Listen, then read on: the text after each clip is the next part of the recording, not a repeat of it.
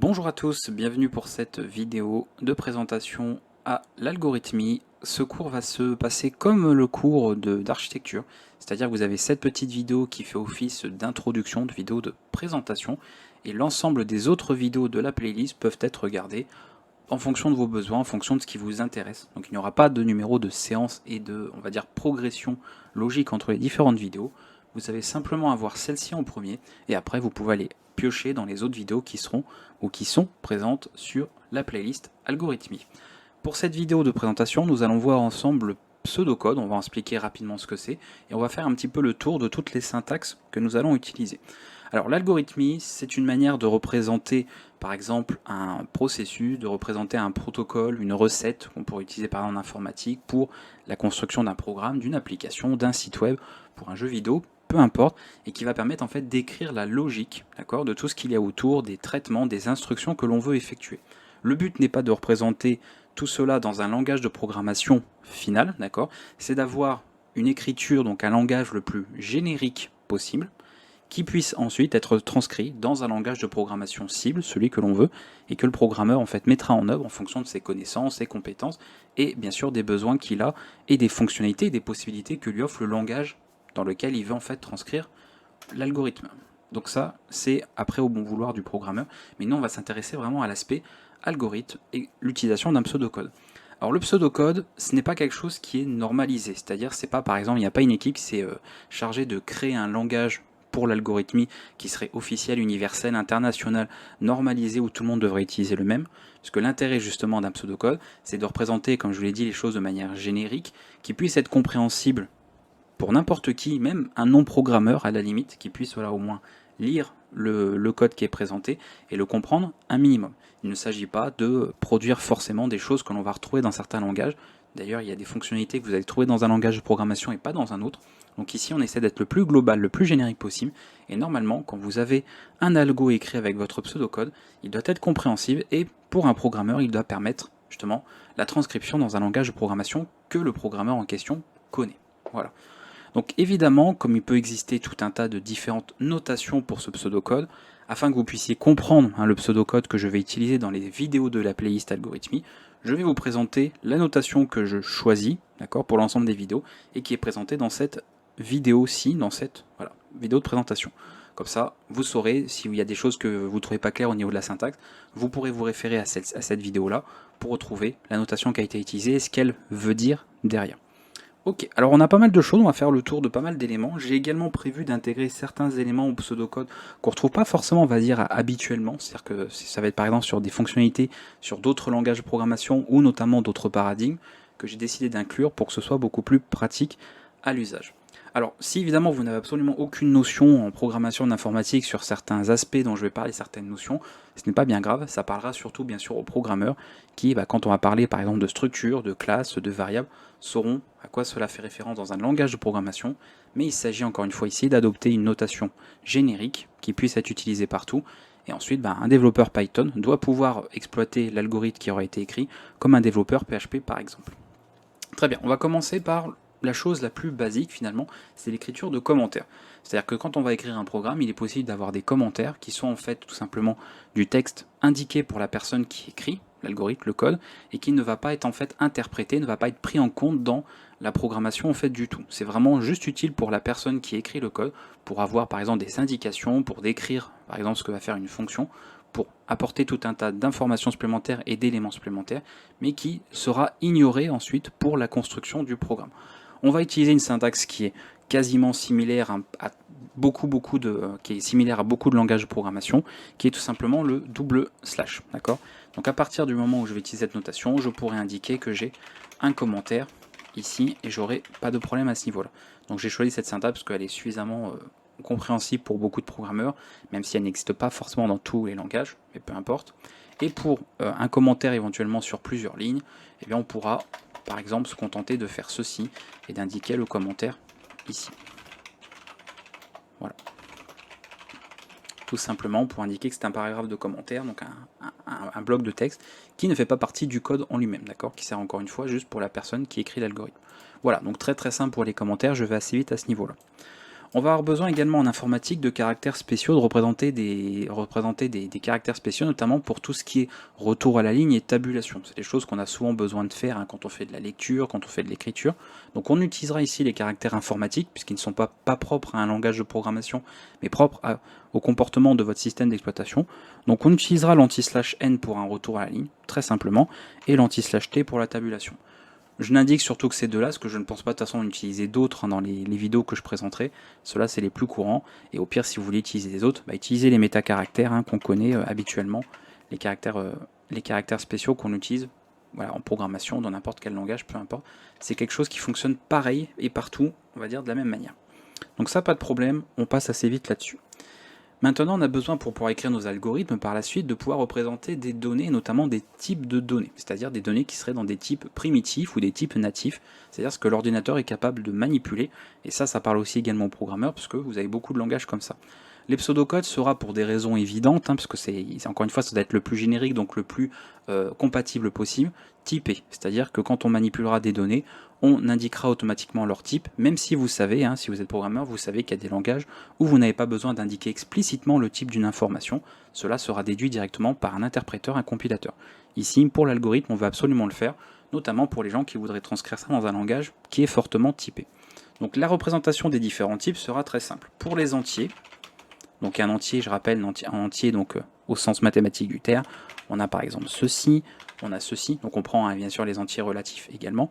Voilà, c'est des valeurs entières. On utilisera un type que l'on représentera de cette manière. Int pour integer, le terme anglais qu'on retrouve un peu partout. Vous allez remarquer également pour le pseudocode, je vais très souvent employer une notation en majuscule.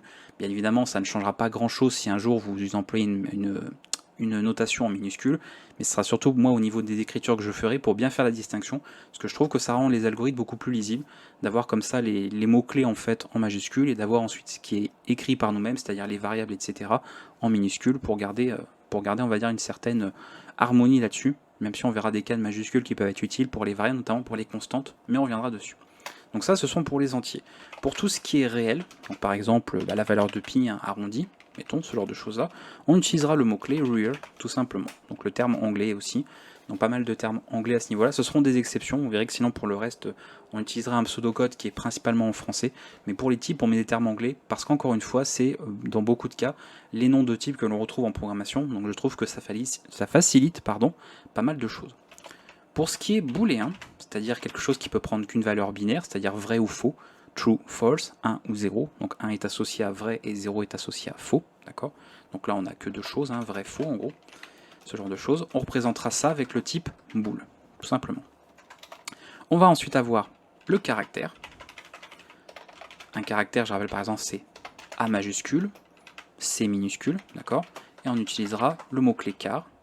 Et ensuite nous avons la chaîne de caractères, donc je vais mettre ça une chaîne, donc une chaîne ça peut être un mot complet, d'accord. Et ici on représentera ça par un type str pour string, qui est pareil, le type généralement pour identifier une chaîne de caractères, à la différence du simple caractère qui est lui un seul. Une chaîne, c'est simplement qu'elle est composée de plusieurs caractères, c'est la distinction. Voilà, ça ce sont les types natifs que nous aurons pour notre pseudocode, qui nous permettra de manipuler tous ces types de données dont nous pourrions avoir besoin. Pour des types un peu plus étoffés, un peu plus personnalisés, on va voir d'autres choses au cours de cette vidéo, donc vous en faites pas. Pour ça, on est bon. Comment représenter maintenant au niveau brut, c'est-à-dire ces valeurs, d'accord, les valeurs de ces types de données, de manière brute, de manière littérale, par exemple au niveau du code. Si je veux représenter un entier, je vais le noter ici, tout simplement, et on le notera tel quel, d'accord. Si je veux représenter l'entier 14, je le noterai tel quel. Si je veux représenter moins 5, je le noterai tel quel. Pas de problème. Si je veux représenter un réel, c'est la même chose, mais on va utiliser la ponctuation utilisée de manière internationale en informatique pour représenter des nombres à virgule. D'ailleurs, là je voulais noter la notation française, on va dire, et on utilisera le point. C'est-à-dire que si on veut représenter 3,14, on l'écrira de cette manière-là. Donc ça, normalement, si vous programmez, ça ne doit pas être étranger, vous connaissez parfaitement ce type de notation. On utilise le point partout parce que c'est américain et qu'ils n'utilisent pas la virgule pour ça, mais généralement pour faire notamment des séparateurs, par exemple, de milliers. Donc forcément, ils utilisent le point pour séparer la partie entière et la partie décimale d'un nombre.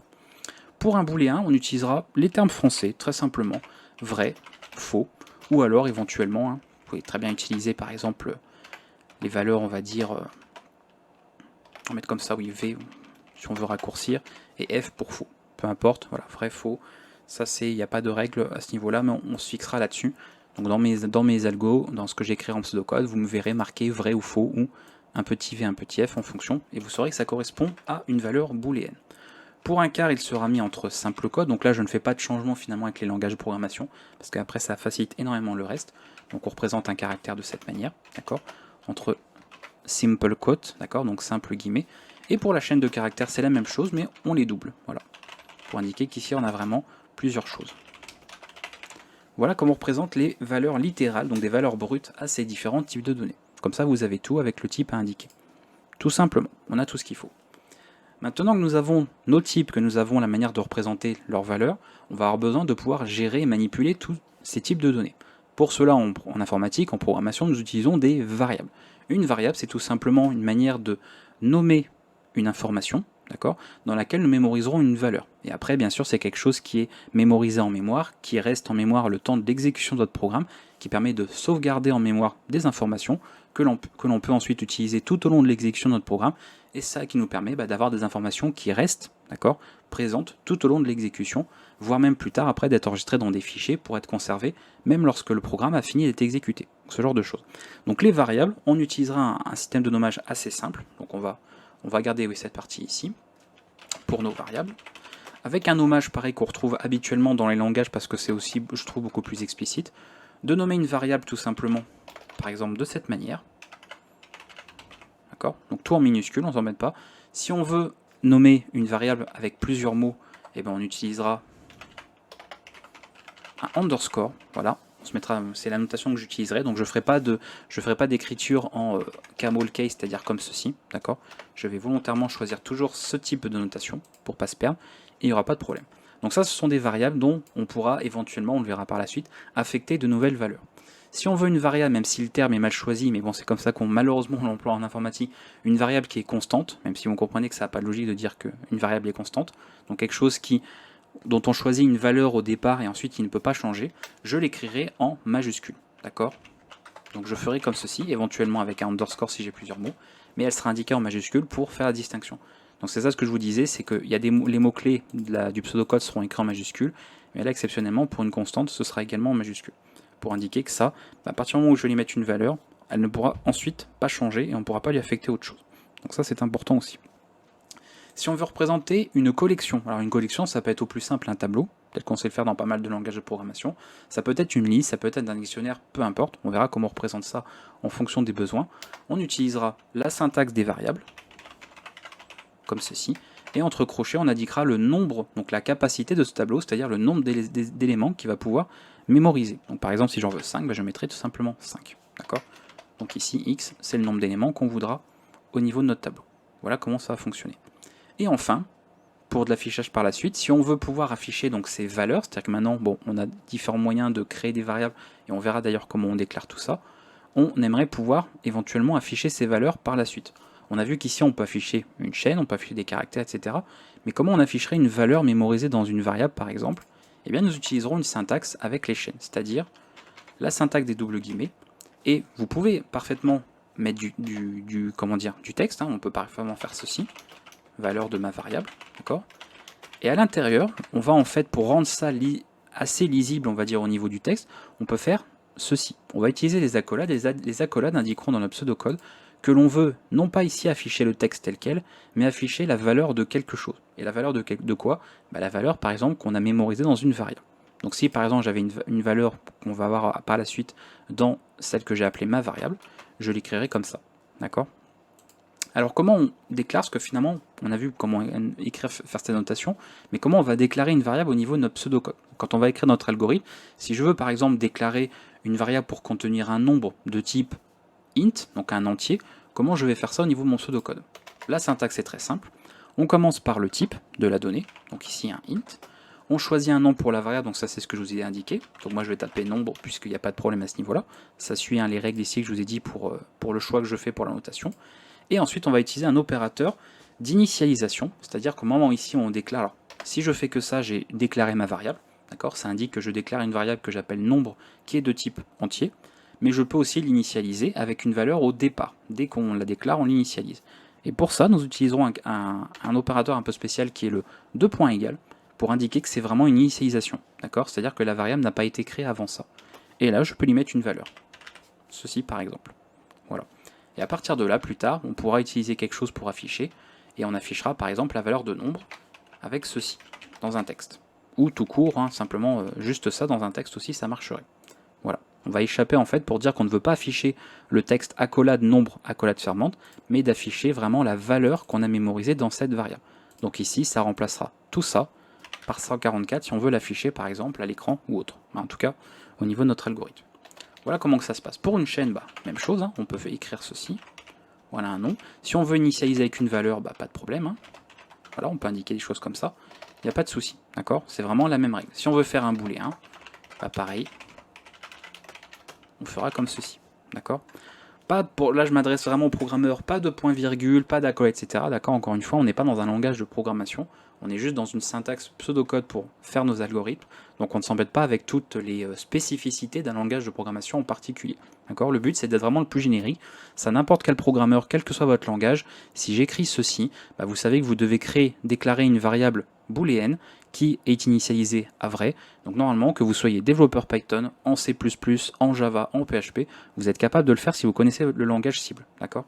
Et pourtant, tout part de la même information, c'est-à-dire ici, une notation qui est totalement générique. C'est là tout le but. Voilà pour ces variables, voilà pour les constantes. Alors, pour une constante, par contre, ça obligera, évidemment, de initialiser avec une valeur par défaut. D'accord? C'est-à-dire que si on fait une constante, pareil, on n'utilise pas de mots-clés pour ça, juste on met un nom en grand. Donc par exemple, je peux mettre un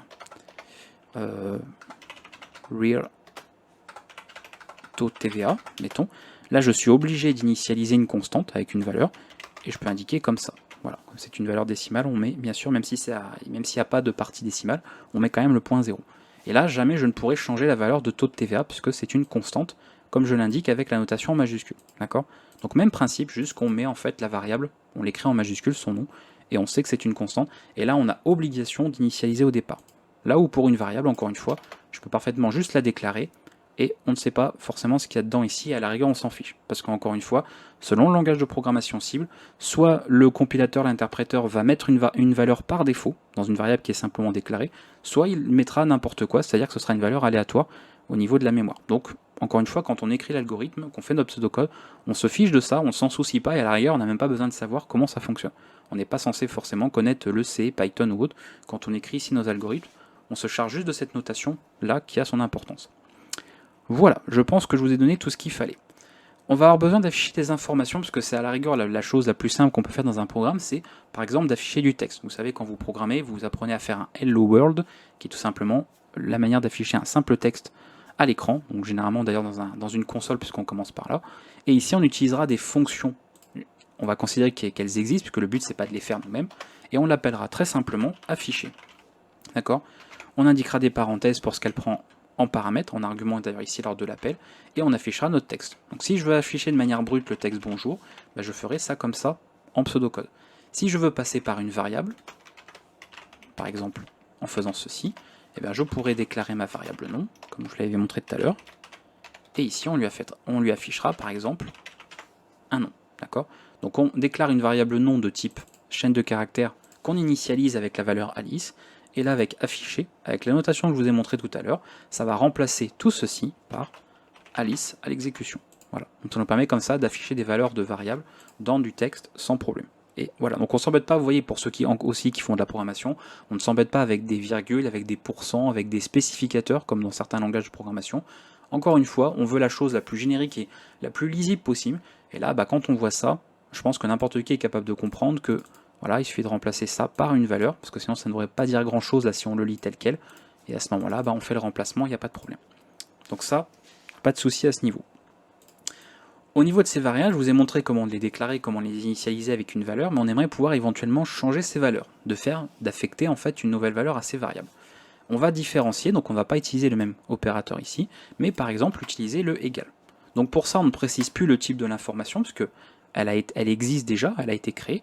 On a juste indiqué la variable, et on utilisera un simple égal pour, par exemple, changer le nom. D'accord?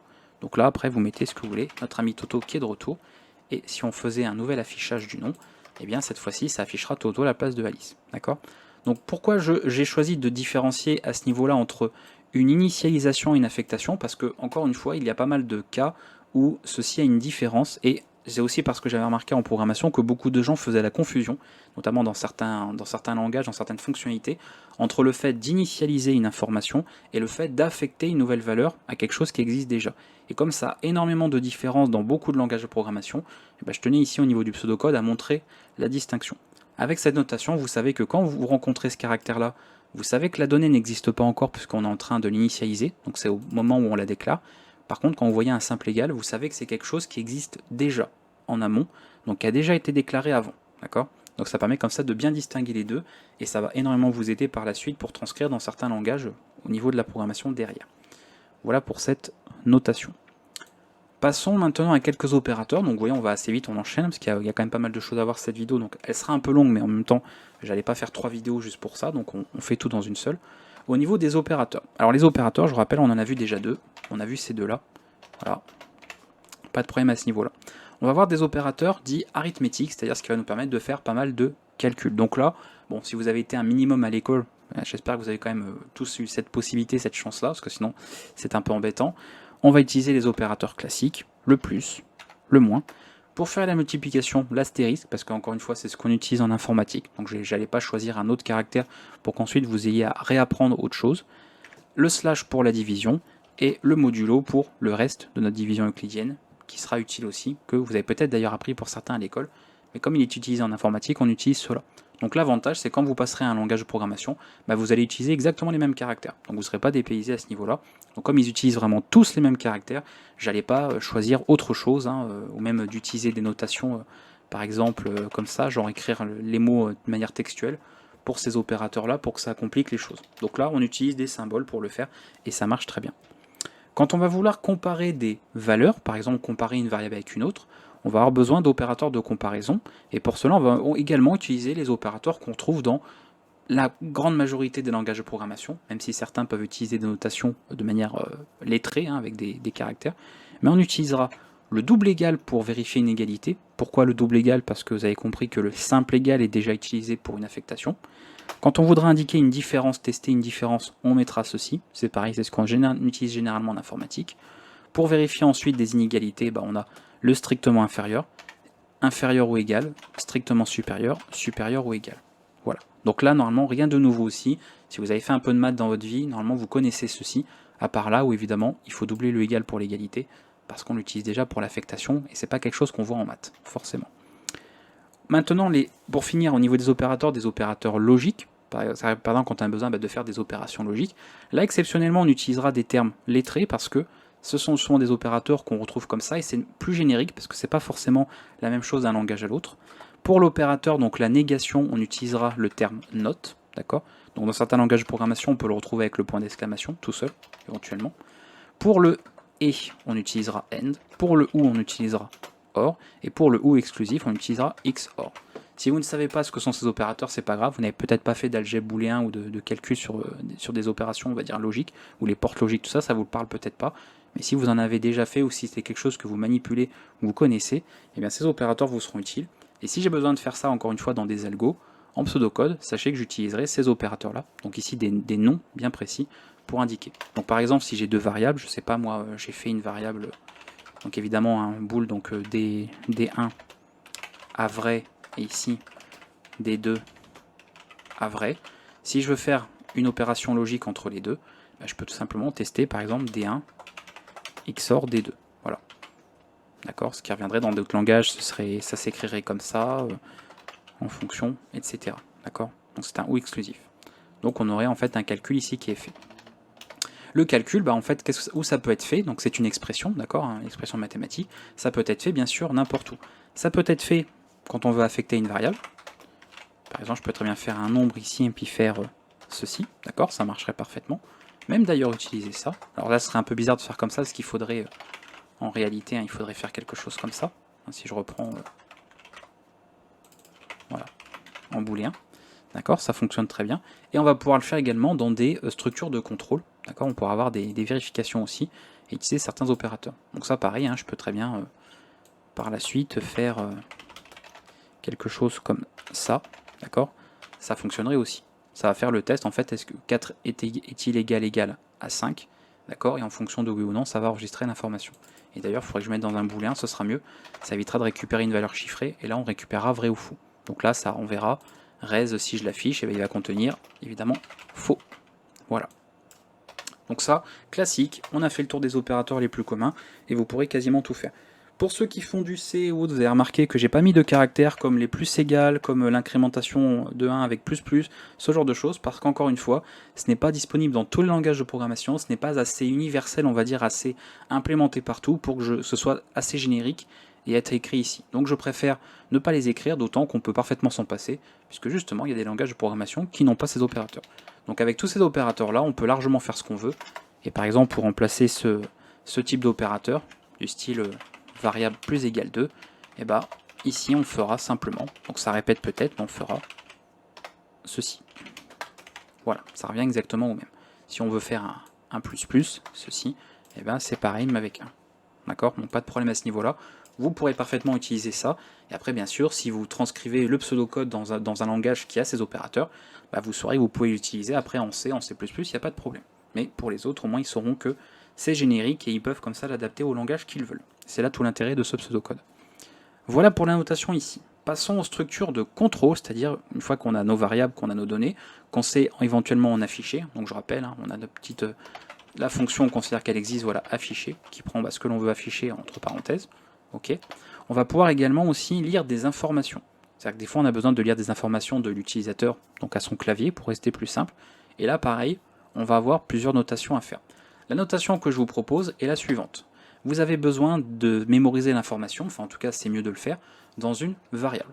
Donc la fonction pour lire, elle sera tout simplement comme ceci. C'est une fonction qui n'aura rien entre parenthèses. Si vous faites juste ceci, ça va en fait indiquer, donc elle vient un curseur à l'utilisateur de saisir quelque chose au clavier et d'appuyer généralement sur la touche entrée de son clavier. D'accord. Et si vous voulez récupérer l'information qui a été saisie, vous le mettrez dans une variable, que ce soit à la déclaration de celle-ci ou à une affectation, c'est-à-dire en faisant par exemple, oui c'est ça, on peut noter genre phrase, voilà comme ceci. Ça veut dire qu'on déclare une variable qui s'appelle phrase de type chaîne de caractères, qui va en fait être initialisée à quelque chose qui a été saisi par l'utilisateur. Donc à ce moment-là, on va lui demander de saisir une information, ça va être stocké là. On peut le faire aussi en deux temps, bien sûr, en faisant ça, et après on dit, voilà, phrase égale ce que j'ai récupéré en fait de la lecture au clavier de l'utilisateur. Il n'y a pas de problème à ce niveau-là. Donc ça, c'est deux fonctions considérées que vous avez pour afficher et lire. Sachant que lire, si on veut, dans l'idée, c'est de récupérer ça dans quelque chose, sinon on n'aura pas mémorisé l'information. Donc c'est pas forcément pratique. Voilà. Avec ce genre de notation générique, encore une fois, peu importe le langage dans lequel vous programmez et que vous voulez transcrire cet algorithme, vous saurez faire le nécessaire dans le langage que vous connaissez. Il n'y aura pas de problème à ce niveau-là. Les fonctions vont différer d'un langage à l'autre et vous saurez vous en servir. Ok, passons aux structures de contrôle. Vous savez qu'en informatique, on a souvent besoin de vérifier, en fait, de faire des tests, d'accord? C'est-à-dire qu'on va avoir une expression, on va la faire évaluer via un test, et si cette expression retourne vrai, on va exécuter le code qu'on a dans notre structure, sinon, on ignorera directement celui-ci, dans ce qu'on appelle plus communément une condition, et ici on l'indiquera de cette manière, toujours en français, comme ceci. On va évaluer une expression ici, alors, et si cette expression est validée, on exécutera un certain nombre de choses à cet endroit-là. Pour indiquer le début et la fin de ces blocs d'instruction, on terminera toujours en mettant le mot fin et le nom du bloc en fait qu'on avait démarré au-dessus. Donc là on sait que le if, donc le si commence là, se termine à cet endroit-là. Donc là ça veut dire si cette expression qu'on va faire tester, faire évaluer est vraie, donc vaut true, donc en gros si on était au niveau du code on dirait vaut ceci, égal vrai, donc c'est un test logique qu'on fait, c'est une opération logique. À ce moment-là on exécutera différentes choses. Par exemple, ceci. L'expression qu'on peut faire évaluer, c'est ce qu'on veut, c'est ce qu'on avait vu tout à l'heure. Je peux par exemple faire ceci, voilà, genre vérifier l'âge de quelqu'un. Si la personne est majeure, donc genre a un âge qui est supérieur ou égal à 18, alors on affiche, voilà, ceci. Voilà une manière de faire une simple condition avec ce pseudocode que l'on choisit ici. Je pense que si je vous demandais de transcrire ça en Python, pour ceux qui programment en Python, vous sauriez le faire. Si je vous demandais ça en Java, pour ceux qui programment en Java, vous sauriez le faire aussi. Encore une fois, on a quelque chose de générique qui est écrit en français, donc qui se lit tel quel, et qu'on peut parfaitement transcrire ensuite dans le langage que l'on veut derrière. Voilà pour la structure de contrôle. Si on a besoin de faire d'autres choses, c'est-à-dire par exemple qu'ici, on ne valide pas la première expression. Alors je vais reprendre un code, voilà, générique, ici, avec quelque chose là. C'est-à-dire que là, on a fait une première expression, mais on veut quand même en vérifier d'autres, d'accord? On veut cumuler différents tests. On peut utiliser le sinon si, donc qui va tester une autre expression, et on aura à nouveau un alors, d'accord? Voilà comment ça se passe.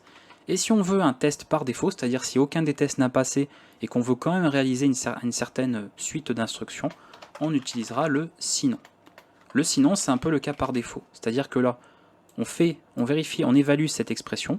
Si elle est fausse, on doit évaluer la deuxième. Si elle est fausse, alors on va forcément exécuter ce qu'il y a dans le sinon. C'est obligatoire. Si vous ne voulez pas avoir exécuté quelque chose dans tous les cas, bah vous n'en mettez juste pas. Et là, bah, si les deux expressions ne sont pas validées à vrai, et bien dans ce cas-là, ce sera ignoré et on continuera la suite de l'exécution du programme. Voilà comment ça fonctionne. Donc ça, c'est les conditions, très simples. Je reste sur ce type de conditions, je n'ai pas fait de prévu de notation pour d'autres types de conditions, pareil parce que ce n'était pas disponible dans tous les langages de programmation, et que ce type de conditions, de toute manière, suffit à faire tous les tests que vous voulez dans n'importe quel langage derrière. Et après, bah, si le langage dans lequel vous vous transcrivez le pseudocode propose des fonctionnalités plus pratiques pour faire des conditions, bah, utilisez-les. Mais au pseudocode, on ne va pas s'embêter avec tous ces détails-là. On reste encore une fois, je vais le dire beaucoup, sur quelque chose de le plus générique possible.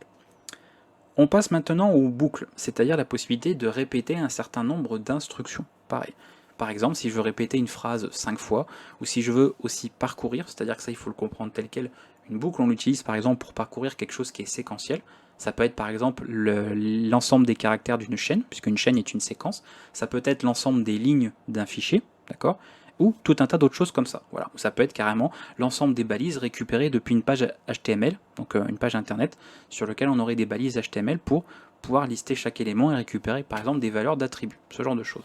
Eh bien, ces éléments séquentiels, si on veut utiliser, donc, que ce soit pour répéter un certain nombre de fois des instructions ou parcourir des éléments ou faire tourner en boucle quelque chose, par exemple faire tourner en boucle un affichage, parce que si vous ne faites pas tourner en boucle un affichage, bah, l'affichage donc affiche quelque chose et coupe ensuite l'affichage, d'accord? C'est pas quelque chose qui reste tout le temps, hein.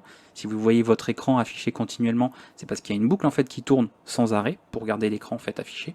Et bien on peut utiliser ces notations là. J'ai choisi 3 types de boucles qui me semblent pas mal utiles et qui vont vachement faciliter les algorithmes que je vous présenterai dans les vidéos de la playlist. La première boucle la plus classique, c'est la boucle tant que. Donc on retrouve le même principe de l'expression. On va évaluer une expression, d'accord? Ici on va utiliser le mot faire. On termine cette boucle par, comme je vous l'ai dit tout à l'heure, le mot fin est suivi du nom du bloc, et on fait ça. Donc là on peut faire par exemple ce genre de choses, utiliser par exemple un compteur qu'on appellera i, parce que c'est le terme qu'on utilise beaucoup de manière conventionnelle en programmation, en mettant par exemple à 0, d'accord. Et là on peut faire tant que i est plus petit que 10, d'accord. Afficher par exemple, on peut afficher la valeur de i, hein, c'est-à-dire c'est vrai qu'on peut juste faire ça, admettons, on affiche la valeur de i, et on n'oublie pas bien sûr de l'incrémenter, parce que sinon i ne va jamais évoluer, on aura donc une boucle infinie. Voilà, ça ce serait une simple boucle qui va afficher toutes les valeurs de i, donc de 0 jusqu'à 9, puisque ça s'arrêtera bien sûr ici. Quand i va être égal à 10, on y sera plus strictement inférieur à 10, donc on aura ce qu'on appelle un point d'arrêt, et on sortira de la boucle, d'accord. Les différents tours de boucle, d'accord, le fait qu'à chaque fois en fait on fasse ça, on incrémente, et ensuite on revient au début de la boucle, on reteste l'expression, si elle est bonne, on refait ce qu'il y a dans le bloc, on revient au début, on reteste, etc. Ça s'appelle des itérations, pour ceux qui ne le sauraient pas. Voilà, on parle d'itérations, donc là on aura en fait nos 10 itérations, de 0 à 9 qui sont faites, donc 10 itérations, donc 10 affichages qui seront faits. Il n'y aura pas de 11e itération, parce qu'au moment où i sera égal, comme je vous l'ai dit, à 10, il ne sera plus strictement inférieur à 10, donc on ignorera ça et on passera encore une fois à la suite du code ici. Voilà. Donc ça, premier type de boucle, tout simplement bien pratique. Alors je vais remettre quand même le code ici. Généralement, quand on veut utiliser ça, vous voyez qu'on doit indiquer l'incrémentation. Si on veut que ce soit de manière implicite, je propose également une autre boucle qui est une boucle pour. Donc pour, par exemple, i allant de 0 à 10, faire. Donc là, c'est une boucle. Donc on termine ici par un fin pour, et là on aura juste du coup affiché. Donc je vais reprendre ça. Voilà. Donc cette boucle, on considérera quand on verrait cette notation qu'elle s'auto-incrémente toute seule de 1. Alors je n'ai pas de boucle particulier où on veut par exemple auto-incrémenter de 2, de 3, etc. Éventuellement on pourrait l'indiquer entre crochets. Si on dit par exemple qu'à chaque fois, je sais pas, c'est genre, voilà, on indiquera éventuellement ça comme ça, pour dire que là, on incrémente de 2 à chaque itération, et pas de 1. Mais comme généralement, le plus souvent, on incrémente toujours les choses de 1, ou on décrémente de 1, mais dans ce cas-là, pour faire une décrémentation, il suffit de faire ça. Voilà, vous inversez les valeurs, le min et le max, donc peu importe, ou le max à min, on peut faire ça. On considérait que par défaut, c'est incrémenté de 1 automatiquement. Donc on n'a plus besoin d'écrire cette instruction, parce que si vous le faites, ça va en fait incrémenter de 2. La manière automatique est ce que vous aurez mis comme instruction. Donc le deuxième type de boucle, pas de problème. On peut également créer le i si on veut ici, d'accord? Même si je trouve que c'est moins lisible, donc à la rigueur, c'est mieux de le faire là. Voilà, et comme ça après on n'a plus qu'à faire ça. Ok, donc là voilà, deux types de boucles comme ça. Et en troisième choix, ça va plus être pour parcourir une collection. Par exemple, si on veut afficher tous les éléments d'un tableau, tous les éléments d'une liste, tous les caractères d'une chaîne, d'accord? Donc ça, on va le faire. Tiens, d'ailleurs, on va faire par exemple tableau de nombres, du genre 2. C'est ça que je ne vous ai pas montré comment ça donnerait en fait pour afficher les valeurs. On utilisera, nous, ici, on va faire des crochets. Voilà, parce que comme on utilise la notation de crochet pour... Alors tableau ou liste, ce serait pareil. Si c'était une liste, ce serait la même chose. On ne va pas faire des notations différentes. N'oubliez pas qu'il faut être générique, donc on garde la même chose. Et là, on va indiquer tout simplement ça. Et si je veux parcourir chacun des éléments, par exemple pour les afficher un à un, je vais utiliser ce type de boucle. Pour chaque, là je choisis ce que je veux. Donc ça, je donne un nom à une variable qui sera temporaire à chaque itération, donc je vais l'appeler nombre. Et ici, je mets de quoi? Donc de cette collection-là. Pour chaque nombre de tableaux de noms, donc vous voyez en plus ça se lit tel quel, faire. Et là, qu'est-ce que je veux faire? Je veux afficher le nombre. Et du coup, j'oublie pas. Voilà. Donc ça, je mets obligatoirement moi les doubles guillemets pour comprendre que c'est un affichage, d'accord? Je pourrais très bien juste écrire nombre, comme dans certains langages, mais là, on est dans du pseudocode, donc je choisis volontairement de faire ça. Et on termine avec fin pour chaque. Voilà, comme ceci. Donc c'est pas mal pratique. Si on avait une chaîne, encore une fois, alors je vais changer mon clavier. Hop, on aurait par exemple un mot. Enfin même un ensemble de mots, d'ailleurs du coup ce serait une phrase. Comme ceci. Pour chaque caractère de phrase, on afficherait caractère. Éventuellement avec un petit retour à la ligne à la fin, parce qu'il faut l'indiquer. Et qu'est-ce que ça afficherait ce type de boucle là?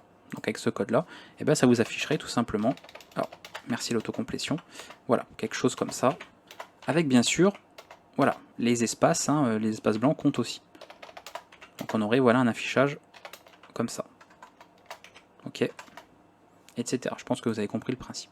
Donc ça, bien pratique au niveau pseudocode, parce que vous voyez que finalement en très peu de lignes, on peut faire en fait une boucle qui va parcourir une collection, un élément séquentiel, bien plus pratique que de passer par une boucle comme celle-ci ou celle-ci. Donc là, on est vraiment sur quelque chose de bien plus efficace à ce niveau-là. Donc 3 types de boucles que je propose ici au niveau du pseudocode, pareil que vous me verrez utiliser dans les vidéos. Donc au moins vous saurez à quoi cela correspond et vous pourrez par la suite transcrire comme il faut en fonction. Donc pareil, ça au niveau langage de programmation, ce type de boucle n'existe pas dans tous les langages. Donc ce sera à vous bien sûr d'adapter en fonction. Et après, logiquement, vous êtes censé savoir dans le langage de programmation que vous utilisez de parcourir une collection, un tableau, etc. Si vous ne le savez pas, c'est que vous avez besoin de continuer d'apprendre ce langage. Donc pas de problème de ce côté-là. Ok pour les boucles, on a tout ce qu'il faut à ce niveau.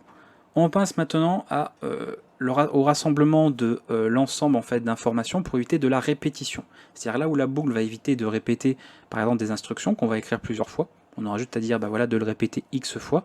On a parfois aussi besoin de rassembler des instructions que l'on va répéter dans une portion de code, dans un nouveau bloc, et qui pourra en plus gérer les choses de manière dynamique.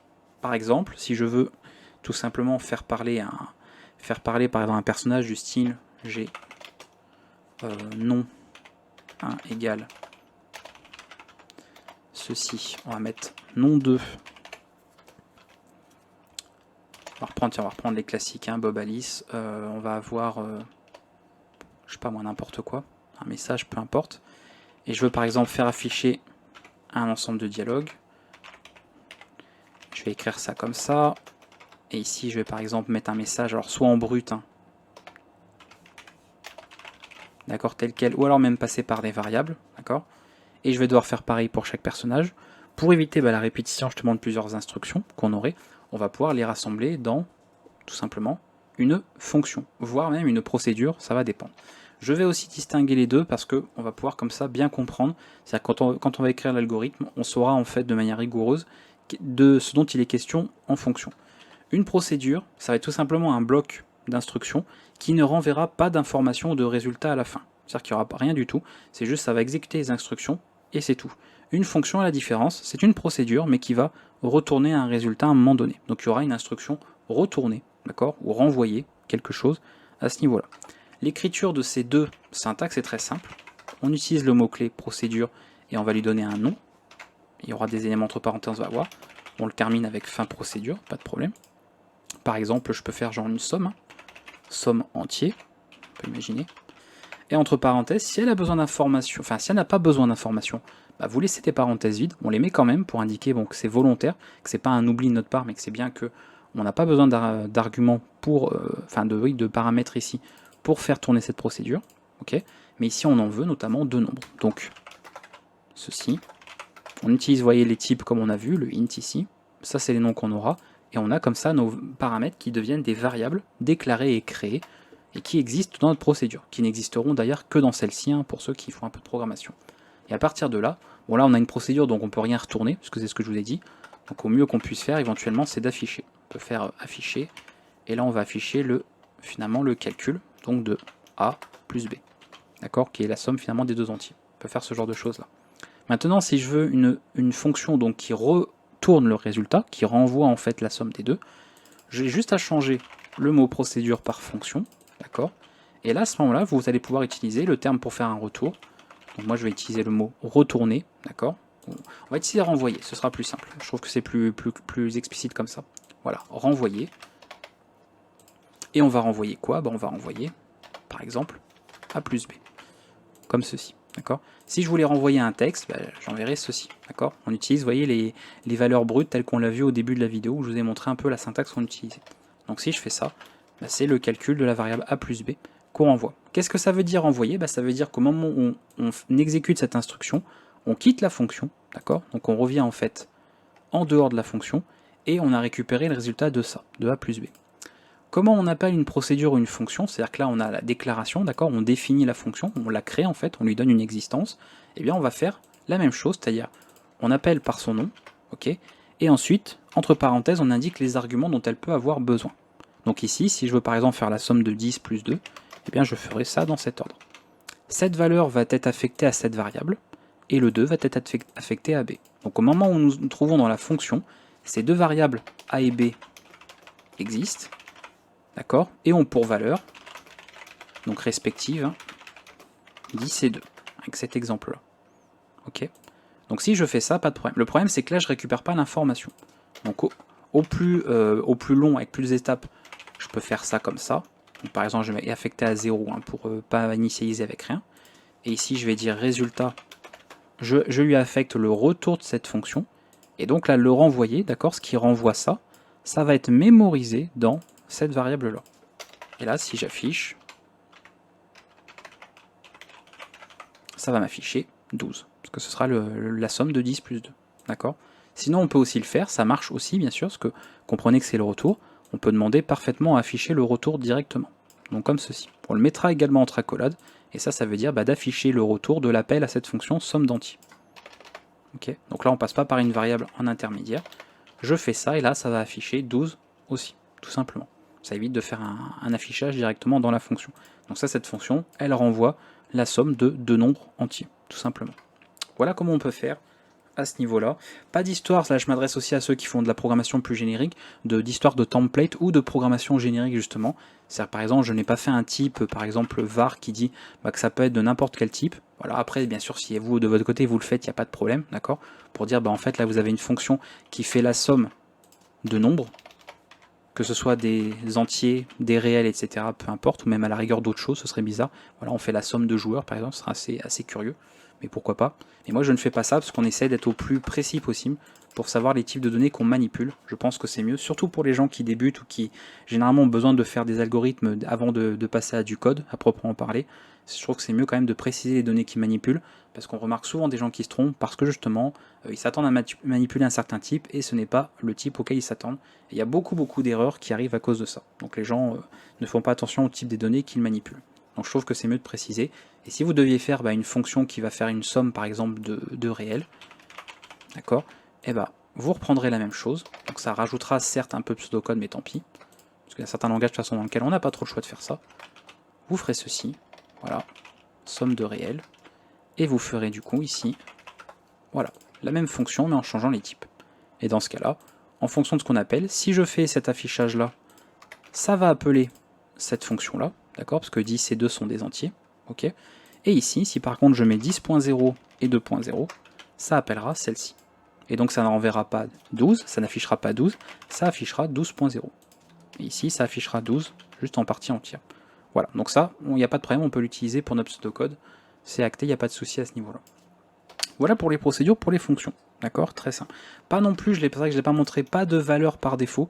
D'accord, du style je fais ça, et si je n'indique pas ici de nombre, donc de valeur pour A, il va par défaut mettre 5, parce que pareil, ce n'est pas disponible dans tous les langages. Donc je préfère qu'on oblige obligatoirement les paramètres dès qu'on en indique un. C'est-à-dire que dès le moment où on met ici un paramètre, il faudra que l'argument soit obligatoirement renseigné lors de l'appel à la fonction ou la procédure.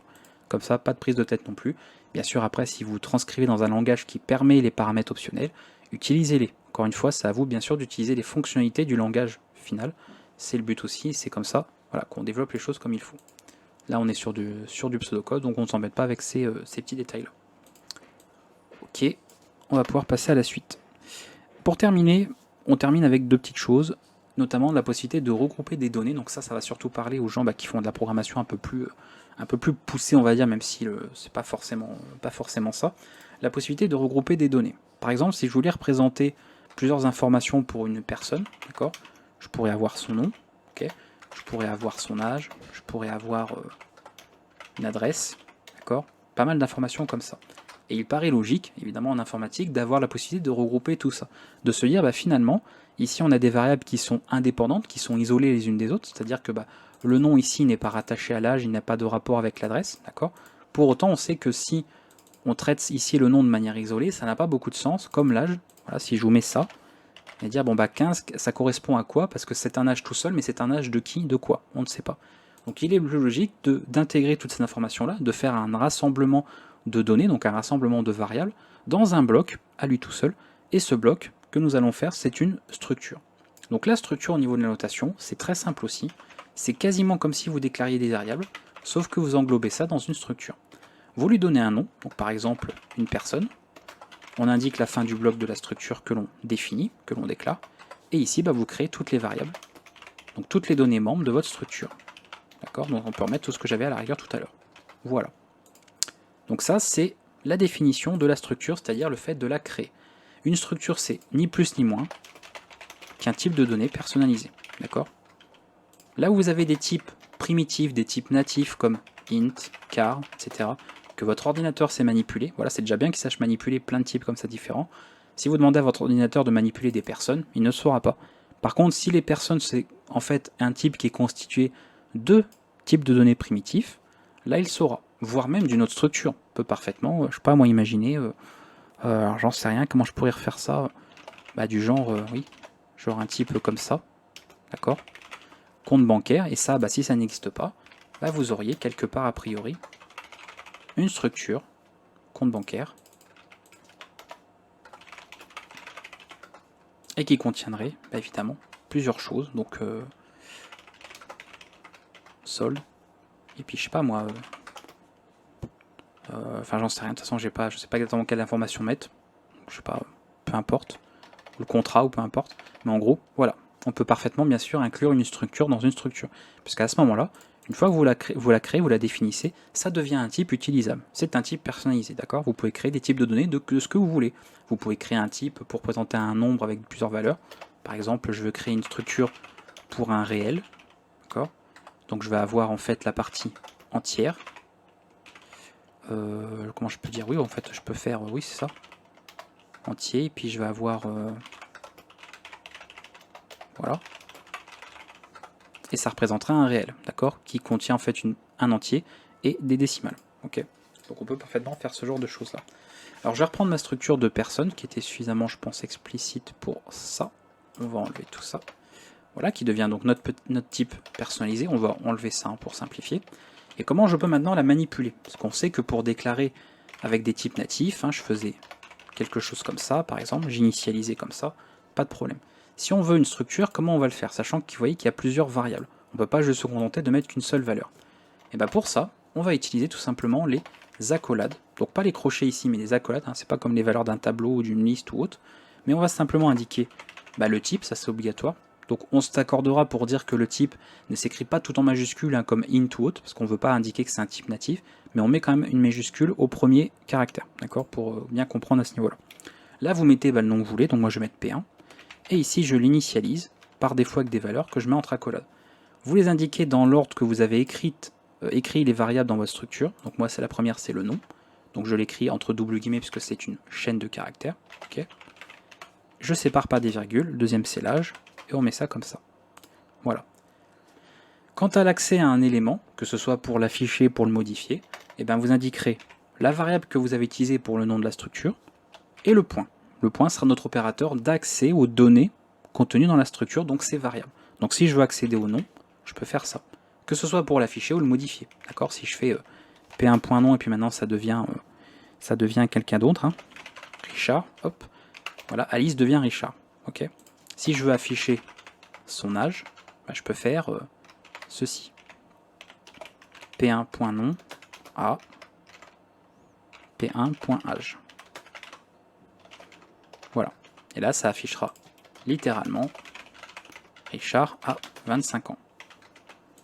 Je pense que vous comprenez le principe. Vous voyez, c'est très simple, très générique. Et ça, pareil, les langages qui proposent un système de structure, même si que ça s'appelle structure dans le langage en question ou que ça porte un autre nom, peu importe, vous pourrez le faire. Et si ça n'existe pas dans votre langage, là, vous n'aurez de toute façon pas trop le choix, mais au moins, vous savez que vous avez possibilité de mettre ça en place. D'accord? On reste sur des structures aussi très simples, c'est-à-dire qu'on n'y mettra que des variables, rien d'autre. Si vous avez besoin d'avoir des structures plus étoffées, c'est-à-dire qui ont à la fois des variables et des fonctions, donc je pense que ça parle à certains d'entre vous, on va tout simplement utiliser des classes. Donc c'est quasiment la même chose, d'accord, je vais reprendre ça comme ça, mais à quelques détails près, c'est-à-dire que déjà on va changer le nom ici. Donc ça parle pour ceux qui font de la programmation orientée objet, d'accord. Et j'insiste parce que des fois il y a des langages objets ou avec paradigme objet où on peut également utiliser des structures comme des classes. C'est pour ça que nous, on part du principe que les structures c'est vraiment un petit peu à l'ancienne, c'est-à-dire c'est juste pour regrouper des variables. Et par contre, les classes c'est pour avoir à la fois des variables et des fonctions. Donc les variables dans une classe on appelle ça des attributs et les fonctions dans une classe on appelle ça des méthodes. Comment on va regrouper les données ici? Eh bien en deux parties.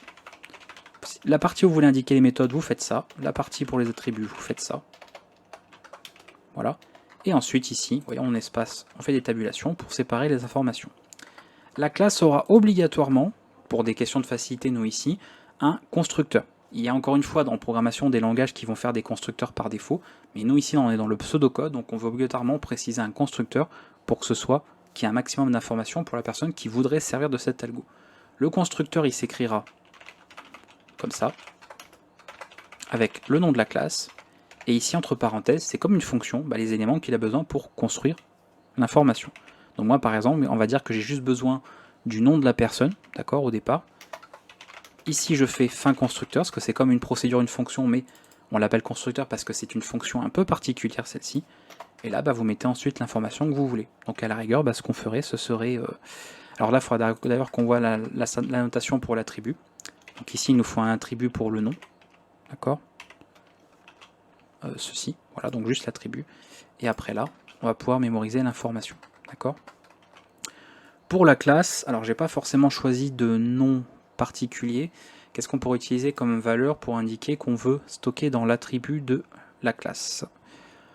On va faire... Et on va partir sur le même principe des points tout à l'heure. On fera ceci, personne.nom, voilà. Et on va, comme c'est ici directement une affectation, parce que ça existe au niveau de l'attribut, on mettra nom ici. Ça veut dire en fait qu'on va le mémoriser dans l'attribut ici, d'accord, ce qu'il y avait de cette variable-là. Comment on va maintenant créer un objet, donc une instance de cette classe personne? C'est quasiment comme les structures. Vous faites ceci, on initialise, et là par contre on reprécise le nom personne, puisque c'est notre constructeur, c'est pour indiquer que c'est le constructeur qu'on appelle, et le constructeur il demande quoi? Un nom. C'est obligatoire, d'accord? Ici d'ailleurs on va lui faire personne.âge, et on va dire que par défaut il met à 5.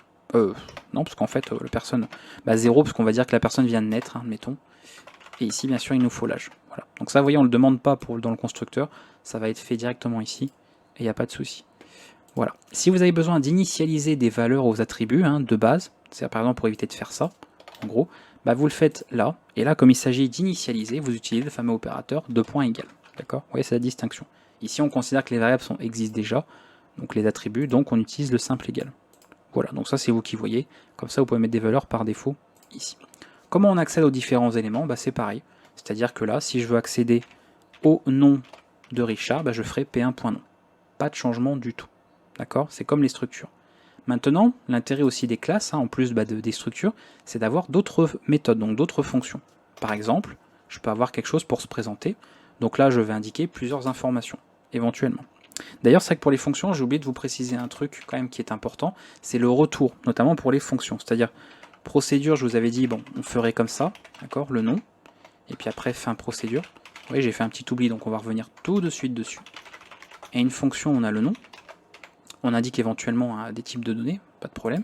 Mais ici, vous allez indiquer ensuite le retour, c'est-à-dire que on va faire une flèche et on va indiquer que cette fonction va renvoyer une donnée de type string. Parce que si on ne le sait pas, c'est embêtant pour la suite. Voilà. D'accord? Donc c'est la différence de la procédure. Alors si vous utilisez bien sûr un 2 points, pas de problème, mais moi, dans mes vidéos, j'utiliserai une flèche. Pour dire voilà, que cette fonction, quand on en sort, elle renverra, si on en sort, c'est qu'on a renvoyé une donnée de type string. On ne peut pas renvoyer un autre type et on ne peut pas renvoyer rien du tout. Si on n'a rien à renvoyer, on utilise une procédure. Ok? Donc là, on va faire la même chose, du coup. Donc vous utilisez le même principe, le même nom, donc on va faire une fonction. Voilà, on garde le même mot-clé, et puis on fait par exemple se présenter, mettons. Pas besoin d'informations en plus. Se présenter, ça va juste afficher de l'information, donc ça ne renvoie rien, du coup d'ailleurs. Hop, on en fait une procédure, au final. Fin procédure. Et ici, on indique le message. Voilà. Bonjour, je suis. Donc là, l'information qu'on voulait, c'est... Alors là, par contre, c'est vrai que le problème, c'est que comme c'est l'instance en elle-même, il faudrait qu'on ait... on va garder cette notation. Encore une fois, le but, c'est d'être générique. Voilà. Le nom de la personne, voilà, on comprend bien. Donc si c'est, si ça part de cette variable, ce sera forcément Richard qui sera affiché. Voilà. Mettons comme ça, on n'affiche pas l'âge. Et du coup, si je fais juste ça, donc là pas besoin de faire le afficher ici, puisqu'il est fait dans cet endroit-là, je fais se présenter comme ceci, et donc cela affichera à l'écran, bonjour, je suis Richard. Puisque le personne.nom de cette variable P1, c'est Richard, parce que c'est l'information qu'on a indiquée. Voilà. Donc là, pas de, pour ceux qui font encore une fois aussi qui programment, pas de this, pas de self, pas ce genre de mots-clés, ok, parce que ça c'est pareil, pour les gens qui font de la programmation au début, ça peut être un peu confus, il y a plein de gens qui ne savent pas à quoi ça correspond. Là, on ne fait pas de distinction entre attributs de classe ou vraiment les attributs propres, d'accord, qui vont être partagés entre toutes les instances. Voilà, on reste sur quelque chose de global, de générique. Juste on dit, on sait qu'une classe, ici la classe personne, elle a deux informations, un nom et un âge. Donc si je fais personne.nom, je fais référence donc à la variable nom de la classe personne. Et là, comme cette personne existe déjà, son nom c'est Richard, on affichera bien Richard, et vous voyez, il n'y a pas de risque de se tromper, il n'y a pas de risque de confusion. Et après, bien sûr, en fonction du langage dans lequel vous transcrivez ça, il y aura bien sûr des différences. La notation ne sera pas la même de toute façon, c'est pas du pseudocode, quand vous faites ça par exemple en C++, évidemment. Voilà, donc là vous voyez dans les méthodes, on a le constructeur qu'on met au tout début, et ensuite là où on fait autant de procédures et de fonctions qu'on veut, d'accord, avec ça là-dedans. Vous voyez aussi qu'on ne fait pas de distinction entre la partie définition et implémentation. Il ne s'agit pas de faire de la programmation modulaire, on écrit de l'algorithme, on fait du pseudocode. Donc là, on définit ici une classe, on met tout le corps et tout le code également des procédures et des fonctions à l'intérieur, et après on s'en sert. D'accord ? Bien sûr, après quand vous programmez, vous allez avoir des fichiers d'implémentation, des fichiers d'entête, vous allez avoir des modules, des packages, etc. en fonction du langage dans lequel vous travaillez. Mais ça, la personne qui écrit encore une fois ce pseudocode n'a que faire finalement de ces détails-là. Nous, on écrit l'information, et logiquement, si un développeur, on lui donne ceci, d'accord, qui connaît la syntaxe, qu'on lui a expliqué la syntaxe, il est capable de transformer ça dans le langage de programmation qu'il veut et l'adapter avec toutes les fonctionnalités que lui offre le langage qu'il veut. Voilà, c'est tout ça sur lequel je voulais venir. Et je pense que nous avons fait le tour et c'est magnifique parce que ça fait 59 minutes et 27 secondes que je suis en train de vous présenter tout ça et on a fait le tour. Donc vous avez tous les éléments qu'il vous faut, j'espère que j'en ai d'ailleurs pas oublié, si au pire j'en ai oublié, de toute façon dans la vidéo en question je vous repréciserai la chose s'il faut, mais normalement on a fait le tour. Et avec ça, l'avantage, avec cette vidéo de présentation, tous les algorithmes que je vous montrerai, tout ce que l'on verra en fait au niveau pseudocode dans la playlist Algorithmie, vous pourrez le comprendre. Et après, ce sera à vous, vous pourrez vous amuser à transcrire ça dans le langage de programmation que vous voulez, et on aura quelque chose de le plus générique possible pour tous les programmeurs que vous êtes, et parce que vous ne programmez pas forcément dans le même langage de programmation. Je vous dis à très bientôt pour une prochaine vidéo, pour un nouveau contenu sur la chaîne, et n'hésitez pas s'il y a des questions dans les commentaires, que j'y réponde comme d'habitude par rapport à tout ça, et comme ça vous avez tout sous la main. Et vous pouvez bien sûr, je fais un petit rappel sur GitHub, dans le dépôt formation vidéo, et notamment le dossier ressources, vous retrouvez souvent des notes, des mementos, etc., des PDF, plein d'informations, des tableaux, avec des différentes notations de ce que je vous présente sur les vidéos. Donc n'hésitez pas à régulièrement aller voir là-bas, je poste régulièrement des choses, et je ne le rappelle pas forcément à toutes les vidéos, donc pensez à le faire et à aller jeter un petit coup d'œil. A bientôt tout le monde pour de prochains contenus. Ciao.